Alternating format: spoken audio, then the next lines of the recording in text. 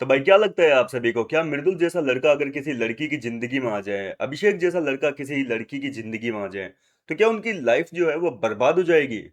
पूरी लाइफ उनको सिखाते सिखाते चली जाएगी, क्योंकि ना समझे ना दोनों तो।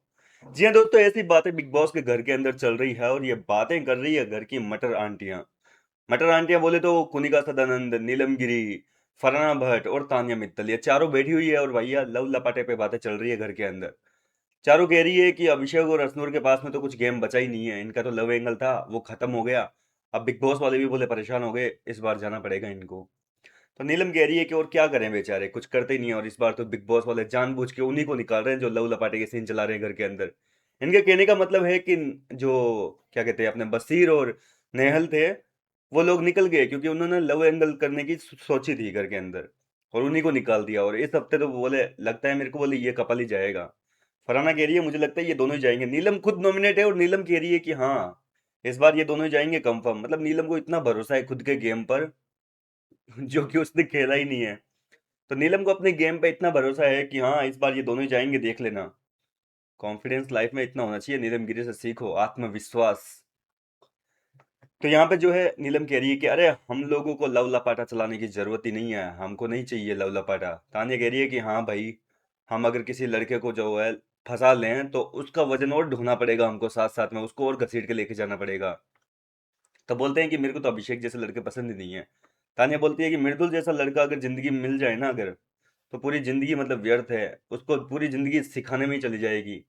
और इतने में फरहाना आती है और फरहाना बोलती है, वहीं पे थी सॉरी, फरहाना बोलती है कि अरे इनके जैसे लड़के मिल जाए ना, दोनों के जैसे, अभिषेक जैसे और मृदुल जैसे, तो जिंदगी बर्बाद है। इनके कहने का मतलब है कि इनको, मृदुल को और अभिषेक बजाज को कुछ भी समझ में नहीं आता है। इनको जितना भी समझा लो इनके भेजे में कुछ घुसता ही नहीं है।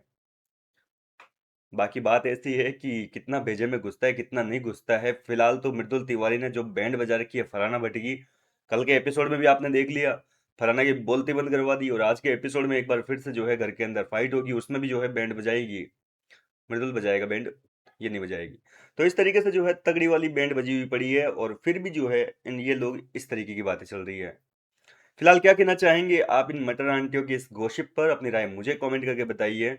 और क्या लगता है आपको, क्या अभिषेक और रसनूर को जो निकल जाना चाहिए अब? बोर हो गए इनसे जनता?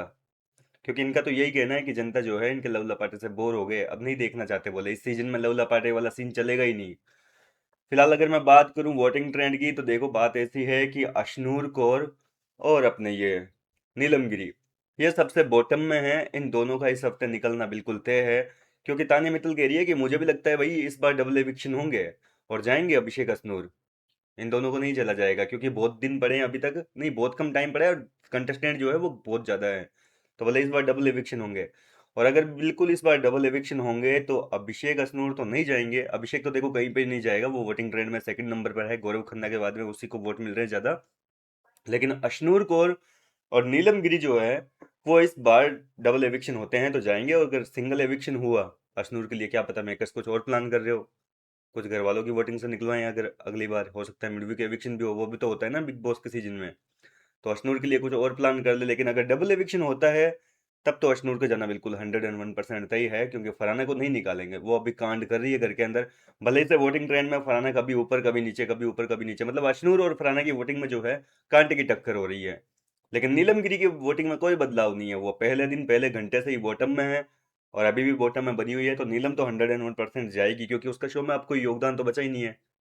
बाकी उसको भरोसा है, वो अलग बात है, भरोसा होना चाहिए कि भाई मैं नहीं जा रही।